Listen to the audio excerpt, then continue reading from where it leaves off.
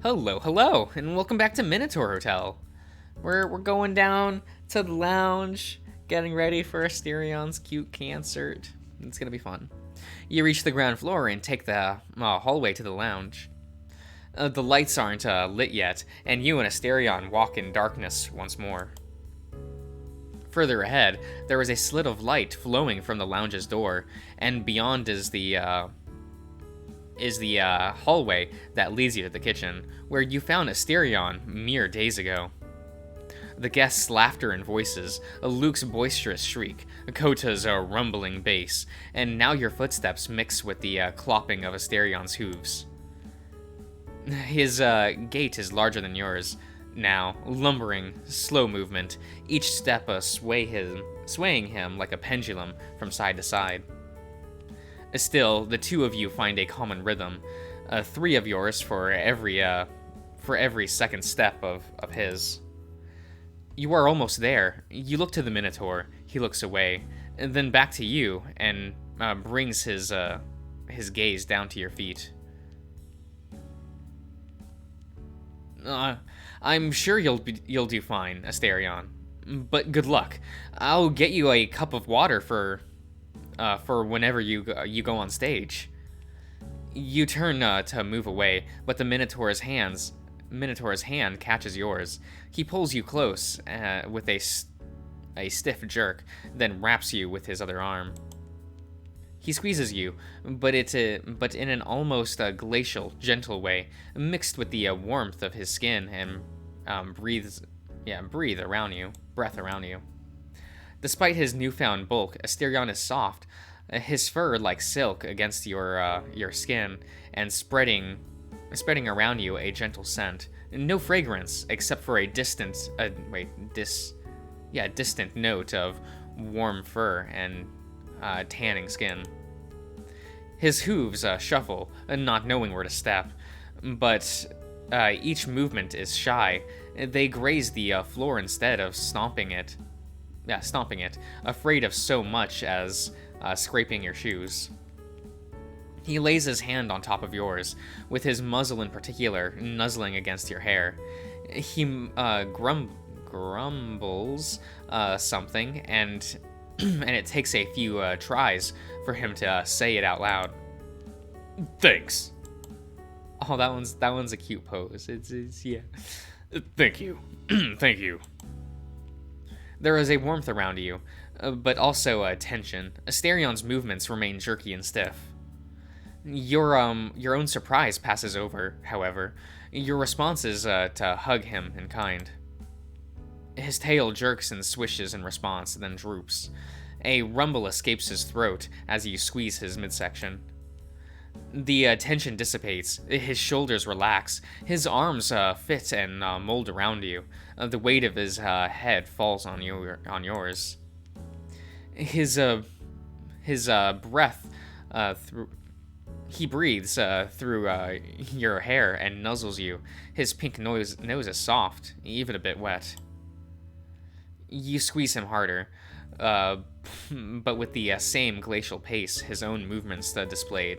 You've met with another grunt, although by now you can tell it's not one of complaint. Moo. Okay.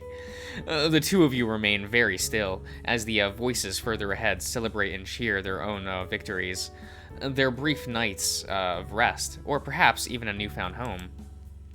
Just out of sight, surrounded by light, they celebrate, and here in the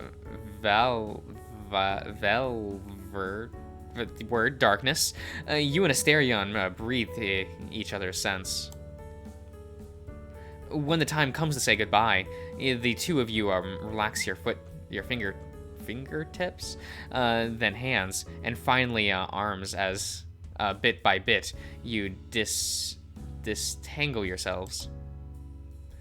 And just like that, it's over, and the only evidence left of his gesture, besides the sweet memory, is the Minotaur's quickening shallow breaths. He looks down to his clothes, now rumpled, and moves to tidy them before looking back to you, then to the lounge and his lyre. The moment for departure is at hand. It's time for his concert to start. He turns halfway, and then swivels back to you, mouth agape and eyes seeking words. That stiffness returns by degrees of his movement. He grumbles something, perhaps another thank you, although he seems to transition into another, more complex phrase you can't quite catch. Thank you, I enjoyed that. You gotta go. You don't gotta be all flustered. It was nice of you. Again, thank you. That's, Thank you. Also. The growing agitation does not dissipate, but it does not increase either. So, feel free to hug me again if you wish. May I do the same to you? Well, yes, master. That would be very pleasant. Thank you. Something shifts in his eyes. There was once a sharpness there, perhaps a measure of fear. It has waved in and out, like a flame resisting the wind, ever since you released him from the cold room. But it's gone for now, and he sees you. Sometimes I look at you, and it's like I am seeing an old friend I knew back in Crete. Like a little window into the past. Is that a good thing? Yes, friends are a very precious thing, Josh. Perhaps I want to believe. I was so confused today, but the wine must have loosened me, and now...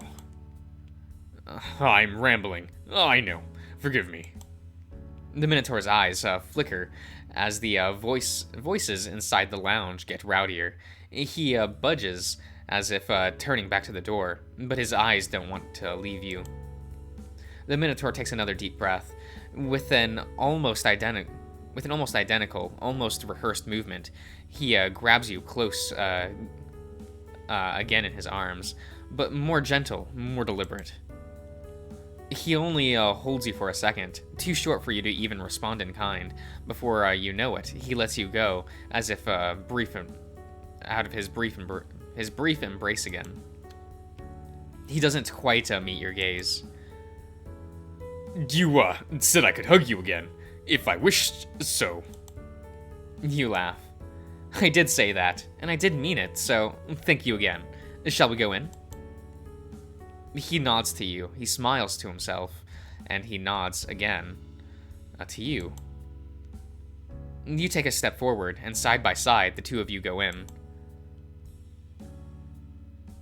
Well, the stage should be set. Do you want to go get ready? Ah, yes, I should do that. The atmosphere in the lounge tonight feels festive and lively, a far cry from when you first came here. Luke is managing the bar, serving his usual menu while squawking, dancing, and thrusting to the beat of the music. Kota, more comfortable in the bar than the previous day, is sitting with the Middle Eastern students and having a passionate discussion about the difference between Arabic and Japanese prosody. Okay. Ishmael and Greta are sitting at one of the tables far away. The former is glued to his phone, watching something, while the latter is pushing him to socialize. And to think, just a week ago, this place was dead and bloodstained. What an accomplishment. You turn to Asterion as he gets up onto the stage. The Minotaur covers his eyes, the lights glare at him, carving a dull pain into the back of his head. He looks down to the steps leading up to the platform and goes step by step as he lumbers with the new weight of his body. 20 or so sets of eyes are fixed on him, so his bullish features, his horns, his newly healed self. It's been a while since he has been in the spotlight like this. Back when he was a child, old women would come and put flowers in his horns, dozens of ladies in succession, and he would cover his eyes in much the same way then. They would ask for his blessing. The men would plead. Yeah, would plead. He blessed their crops until it became too much. He cried, and his father or wet nurse would pull him away and scold him for throwing a tantrum. He cradled the lyre against his chest. A string grazes his shirt and lets out a hum. It sends out a spark of confidence. He moves his arm away, pulls the stool, and sits down. Astarion's gaze turns to his hand, more specifically to the wristband you made him, and he smiles.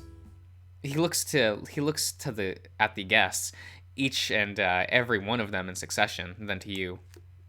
Hey, hello everyone. I think I should introduce myself first. My name is Astarion, and as you can see, I am not exactly human. I work here at the hotel.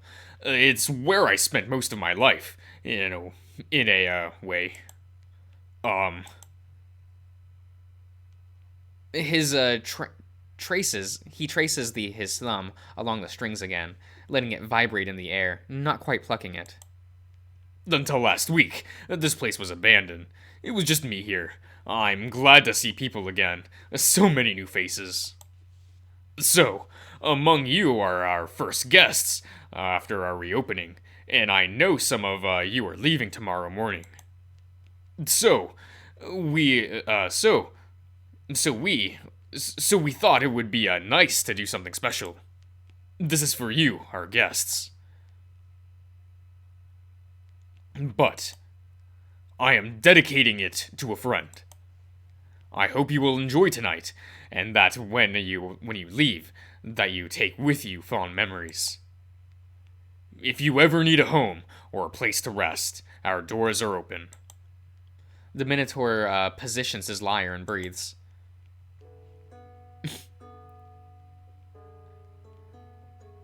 He He places his fingertips along a few strings on one side of the lyre and strums with the other hand. He begins to hum. It gets louder.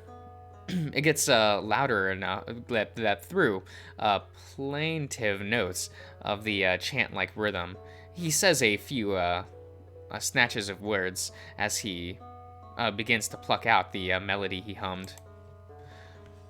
Only the last line did he sing out, a look of consternation and worry fading into simple calm, and the last note fade to silence. I hope you don't mind. I didn't sing that one. I found, just as I got on stage, I can't remember the words, so I hope the strings alone would do. I wasn't quite sure that the muses were with me this evening, but the nine of Helicon are here, it seems, and they deserve acknowledgement before I continue. My older brother taught me to play, and one of the first things you do in a performance is invoke the muses, he said. Tonight they did not see fit to remove song completely from me, and made me remember my brother. May my songs reverence with them be as their mercy is to me. So I thank you, muses, who are not too cross with me. Please aid my song.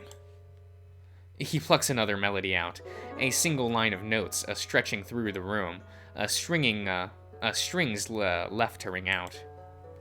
Once you notice how much the melody has the contour of cadence of speech, you hear his fingers stop a few strings. He strums again and begins to sing, putting words to what he played out. It is not quite a bellow, but his bovine throat is open as his voice rumbles out an epic hymn, a lyric, a drinking song.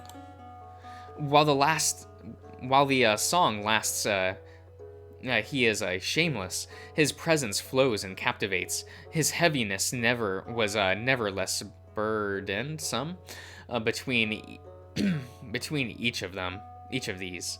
However, Asterion bashfulness returns as he explains what song is about. But when he sings and while he plays, he's not self-conscious. His eyes aren't closed out of shyness, but out of feeling like himself. I'm thankful for. Thank you for coming. I hope you enjoyed your stay, and thank you once again. Hmm.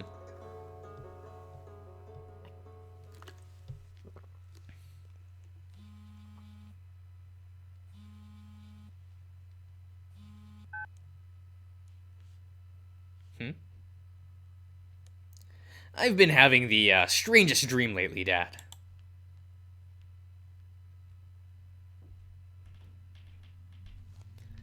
I see this. I see into this dark room. It looks like some kind of ancient Greek temple or something. At the middle of it, there's a big, big hunk of purple rock. I've been having these. I've been having these ever since Grandpa died, and we had the that whole thing about his will. But lately, it's different. These were people there, a number of them actually, and one of these was a Minotaur, just like Grandpa said. I've been thinking about it. Yes. I mean, it's not like I have anything better to do right now. I got a job offer, kinda, but they didn't know for sure yet. And I have some savings. Well, I've been thinking about paying Grandpa a visit. A little car trip. Who knows? Maybe. Maybe his stories about the hotel are true after all. I want to find out. I want to find that out for myself.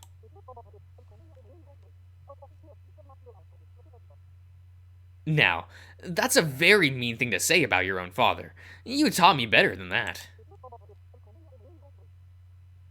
Listen, none of that is going to stop me. You might as well save yourself the effort.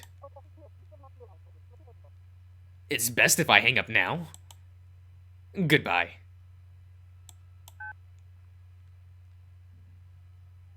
Fucking piece of shit. I'll show you.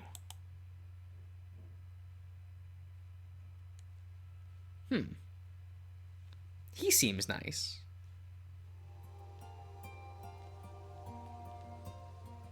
A knight rages and cheers only for a short while. Time always takes his due. Still, they have no grief at all. They danced and drank, laughed and sang until their voices grew hoarse and eyes dimmed. And further they celebrated, as if somehow a victory could be made in eternal if it burned bright enough. Sitting at the sidelines of the lounge, surrounded by mankind, but locked inside his mind, the Minotaur lost himself in thought. Such a human thing. Did the guests and the master perhaps know it?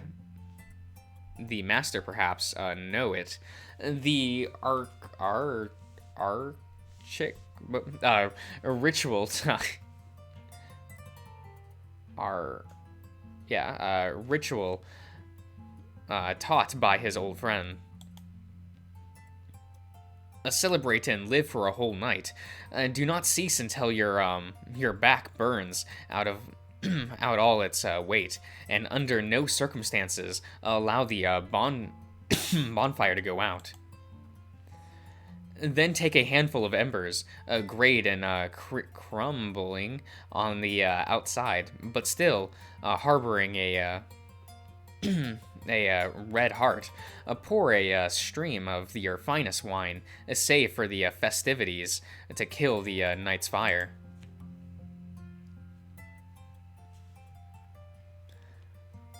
Old Ferons, yes, swore he overheard it during a priestess's initiation when she was instructed on the mysteries of Crete's old gods. The ritual, he said, could make a moment everlasting. It would leave demons behind, a memory of the night, a memory of the night etched on the land and lodged in the mind of its witnesses. He said the ember's last thread of smoke would be gathered by prayers, Zeus's daughters, and he brought to the graces, or the fates, or the hours from their weaving. The more he explained, the looser his conception of the a ceremony became. What silly nonsense, Asterion thought then. Back in Crete, he is just saying it to the cheer me up again. But the Minotaur did steal a cup of his father's wine, and together they drowned the embers, hand-picked from the basin in the courtyard where the bonfire had raged. He never believed such a ritual could work. He knew a handful of mysteries himself, and none were as simple as innocent as that. Even in the even in their kindness, moments that old old gods charged in blood. But still he did it, because regardless of the gods, it made nights for unforgettable in his mind. Sometimes raw belief, lacking in any form of binding magic, is enough to make something true. That was long ago. He had witnessed so many festivities in all these centuries as the hotel's keeper. Each one pushes him further upwards towards believing that ritual was merely a manifestation of humanity's drive to find immortality. It is only human to seek eternity. The exquisite lie that the flow of time can be stopped, trapping oneself in a bubble no tragedy can burst. Phronaus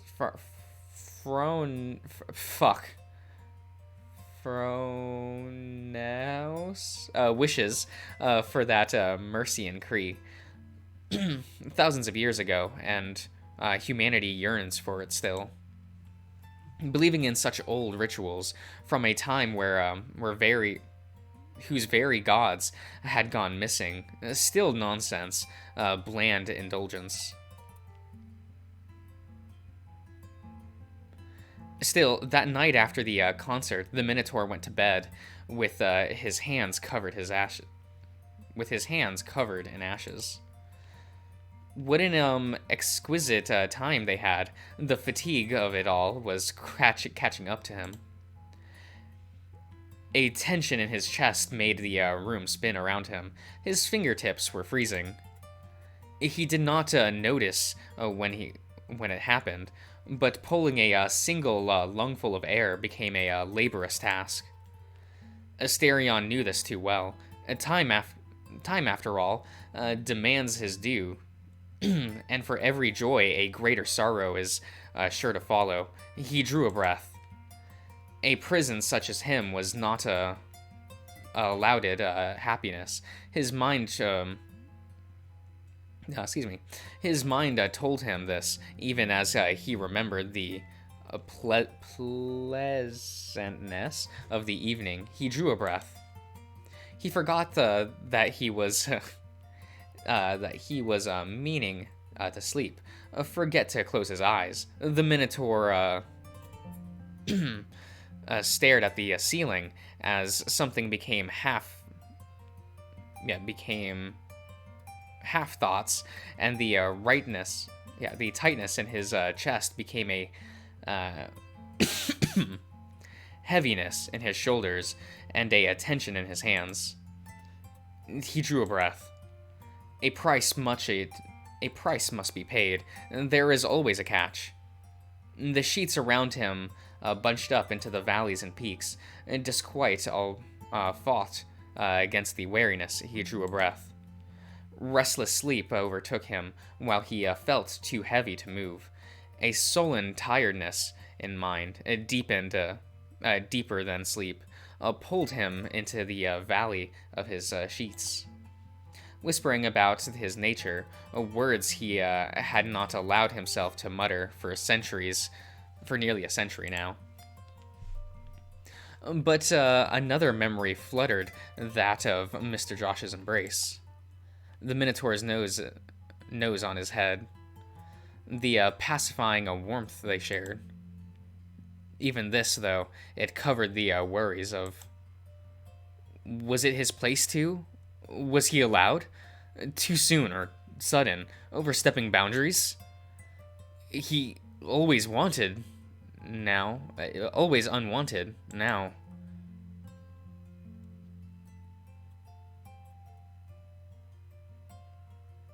Oh, okay, I think I'll end the part here, so I'll see you around, everyone.